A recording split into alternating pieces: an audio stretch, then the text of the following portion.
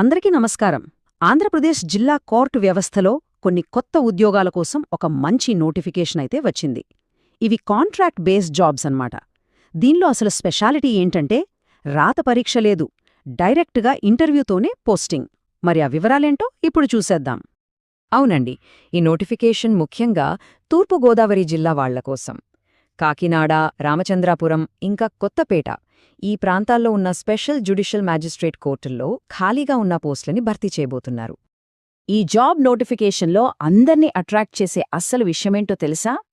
దీనికి ఎలాంటి రాత పరీక్ష లేదు. అవును, ఎగ్జామ్ టెన్షన్ అస్సలేదు. డైరెక్ట్గా ఇంటర్వ్యూతోనే సెలక్షన్ జరిగిపోతుంది.